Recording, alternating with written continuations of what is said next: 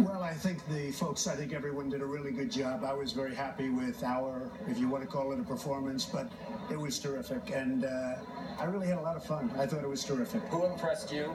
Well, I think, they're all people that I'm going against, but I think everybody did very nicely. Do you think the right balance was struck between attacking each other and attacking who is actually the enemy, the Democrats? Well, I thought that if you looked at Hillary's deal a couple of weeks ago, the questions were much softer, much easier, much nicer. It was like a giant love fest. That did not take place over here. This was pretty tough. But I would say that, that's the way you want it to go. But Hillary's questions were certainly a lot easier than the questions we were given tonight. There were 10 candidates. I think every candidate had some really tough questions.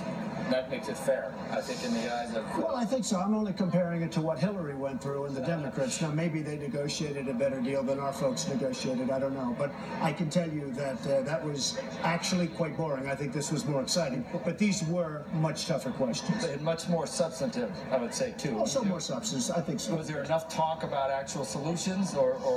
Well, I think you had a lot of ideas. You had a lot of different ideas tonight. While we're all Republicans and conservatives, I think you had a lot of different ideas and some really good ones. I've actually asked, you mentioned Larry Kudlow in the debates, and I asked him earlier when we were doing the pre-show, do you think Donald Trump at this point earns more points being the renegade that you were at the beginning, or some people say you need to get more mainstream to become more palatable to establishment Republicans? I don't know whether you think about that. I think that, are you always yourself, or do you... I think I want to be myself. I want to be honest to myself. It's important. It got me here. As you know, I had the #1 position, and I want to keep it that way, and it got me here. So I'm certainly not going to change, but perhaps I'll tone it down a little bit.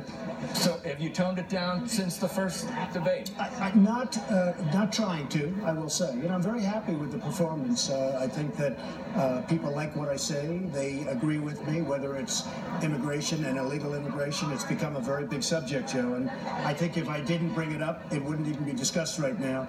And it's a very important subject to discuss, and my relationship with Hispanics is fantastic. I was in Miami the other night at Doral, and I had mostly a Hispanic audience, and it was an unbelievable love fest. My relationship with Hispanics is incredible, and one of the things I really want to do is I want to win, assuming I win this, and then run against Hillary, where I do very well against Hillary. I want to win with the Hispanics because I have a very special relationship with them and employ thousands of Hispanics. Did you weigh in on the debt deal? I guess the House passed it. I've been watching what they're doing. They do it so easily, so simply, and it's so much money, and we're already at 18 trillion, but the 18 is already 19, and now they're going up to $20 trillion. They do it so quickly, so easily, without negotiation. I think they should be ashamed of themselves. Then you wouldn't be in favor of this, wouldn't it? I'd much rather see some cutting. I don't know why they have to always go. We're going to be up to $20 trillion. Right? Think of it, $20 trillion. But if we don't raise it and the government gets shut down, doesn't it hurt the GOP? I don't think you're going to have to do that. And one of the biggest problems I see as somebody that thinks into the future, it's always like a 1-week window. They start talking about it, as you know, and I watch the show all the time. You start talking about it all the time because of the pressure, about a week before it comes due.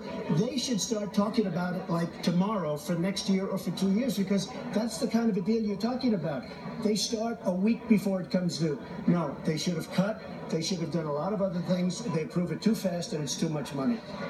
Last but not least, there are times when populism and conservatism are diametrically opposed. There are times when you tread on both, and I think it confuses some people.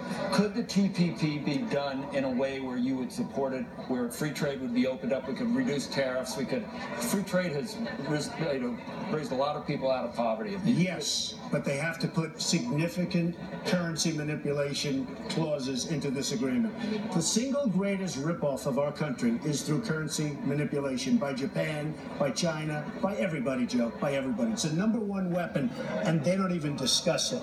So yes, but they have to talk about the #1 problem that we have, which is currency manipulation. And by the way, nobody does it better than China. And what if they say back to us, you're unable to raise interest rates because you're worried about the dollar going up, you're holding your currency? Well, I do not like seeing this dollar situation, because I will tell you, look at what's happening with Caterpillar and so many other companies right now. They're not exporting because it's so high. money. And you know, one of the things, I like a strong dollar in one way, but it's going to cause tremendous havoc with respect to trade and with respect to exporting. We are going to have a tremendous problem. Now, where it's good, if I want to buy something in Europe, it's fabulous. But I'd like to spend my money in this country. You know what I'm trying to do? I think I can get this to 3 hours right now. I know you're just about there. Anyway, thank you. Very